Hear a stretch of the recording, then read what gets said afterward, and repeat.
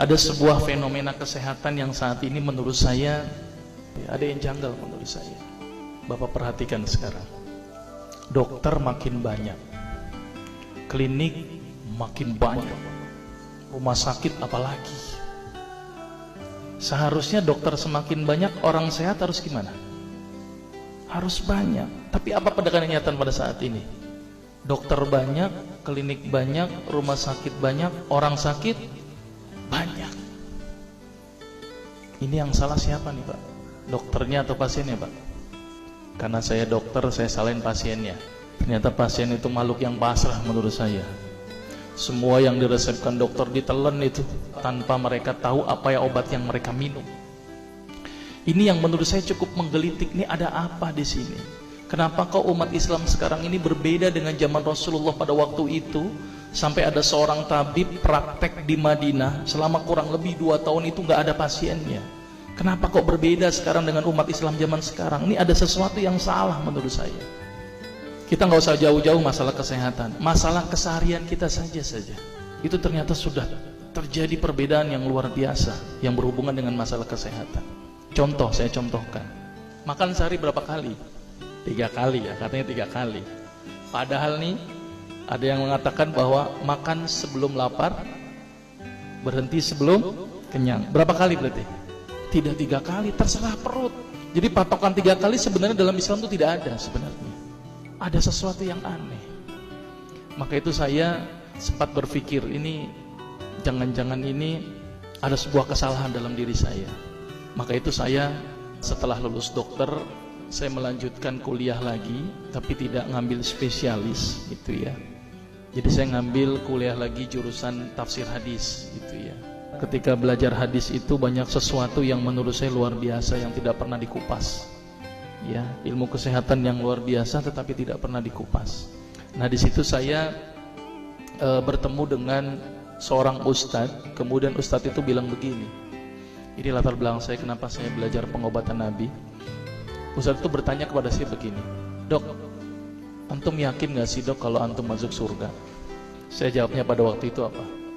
"Yakin Ustaz, saya masuk surga karena Allah menurut prasangka hambanya." Tapi Ustaz itu bilangnya lain. "Kayaknya antum masuk neraka deh." Waduh. Dia memberikan data-datanya ke saya. Maka saya bersyukur kepada Ustaz tersebut ya. Dia ambil pada waktu itu, mohon maaf ya, saya menyebut merek, mohon maaf. Lihat dong, Lovenox, obat yang dipakai untuk mengencerkan darah. Biasanya diberikan pada penderita penyakit jantung, stroke dan gangguan bekuan darah. Di situ tertuliskan kata apa? Porsin origin. Ada yang tahu porsin? Porsin itu isinya Pak, babi Pak. Saya bilang, waduh, berarti dok kalau antum resepin porsin satu pasien, antum telan itu obatnya, kira-kira ibadah orang tersebut diterima gak sama Allah? Siapa yang dipersalahkan nanti? Diambil obat yang kedua, Actrapid. Apa itu? Insulin. Tulisannya apa? Human insulin. Jadi diambil dari manusia yang telah meninggal, diambil pankreasnya, insulinnya, yang menderita penyakit kanker pankreas, dibuatlah obat. Berarti dokter sudah menyuntikkan manusia ke dalam manusia.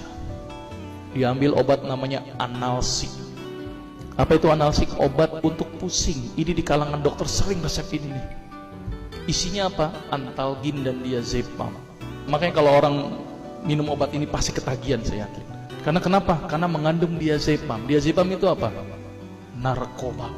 Maka itu cara nyari uang paling gampang, kasih aja resepin analsik, pasti balik lagi dia. Karena kenapa? Narkobanya bikin kecanduan. Diazepam, fatwa ulama bagaimana? Haram. Diambil lagi obat batuk, kodein. Maka itu kita minum obat batuk langsung hilang batuknya karena kodein. Kodein ini ternyata derivat dari narkoba. Berarti dokter sudah ngeresepin narkoba.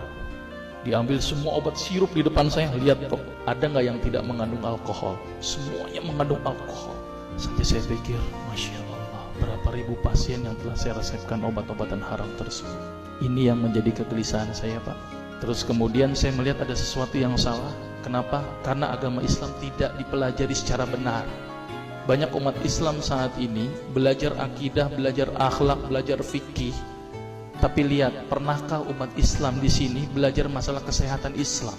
Sedikit sekali. Kajian-kajian tentang kedokteran Islam hampir tidak ada.